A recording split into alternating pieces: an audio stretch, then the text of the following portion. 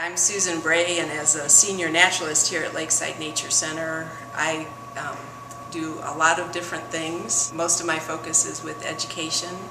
One of the things we're educating a lot about in the spring of the year is baby animals. We're doing educating about that all the time in the spring. It's just something that's a big focus of our spring effort here at Lakeside, because it is the time for baby animals and people find them. So today we're looking at baby animals that are in the rehabilitation hospital at Lakeside Nature Center. Baby birds are often found by people on the ground at this time of year, what we call a fledgling bird, and that would be a bird that is naturally out of the nest. It gets out of the nest when it's too big to fit in there with all its brothers and sisters anymore, and they kind of flop out. They kind of have a glide to the ground. They can't really fly yet, but they need that time on the ground to actually exercise muscles in their wings and their feet before they're actually going to be able to take off and fly.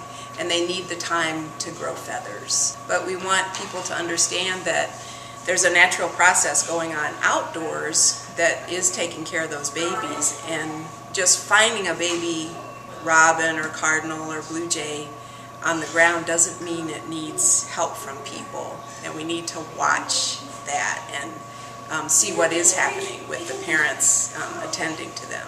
Generally, when we get a call about an opossum baby or an opossum mother that's been hurt badly, maybe hit by a car, and there's babies in the pouch, that's a situation where those animals really do need help from people.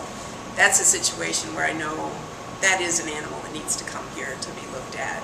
It's not something that could do at all well on its own at that point in its life. We are taking a look at some baby skunks here at Lakeside Nature Center, about a month old, very cute, but not animals to be made into pets. They don't make good pets. It's actually illegal to make them pets. This is an example of people who have a porch, and the porch underneath is open. You know, then what happened is the mama skunk gets down in there, and see they have great feet, claws. The mama skunk digs a hole down there, and she has her babies down there.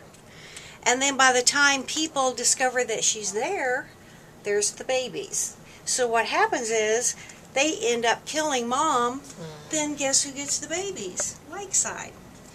And if people, what we want to tell people is, if they have an area where it looks like it would be a good animal home, you know, for a raccoon or a skunk or a possum or whatever, they need to get some hardware wire and wire all of that off, or some lattice work or something like that.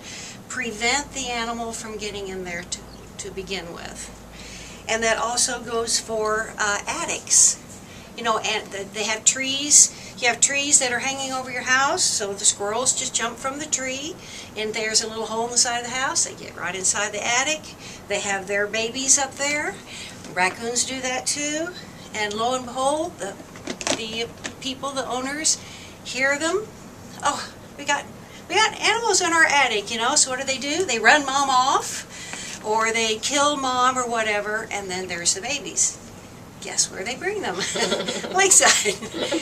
And we have, you know, it's just, if we could just talk to people about how they can prevent those animals from getting in their house or under their houses or around there to begin with, then we wouldn't have, you know, we wouldn't have the orphan animals. And we do not make good parents. I mean, we just can't do it.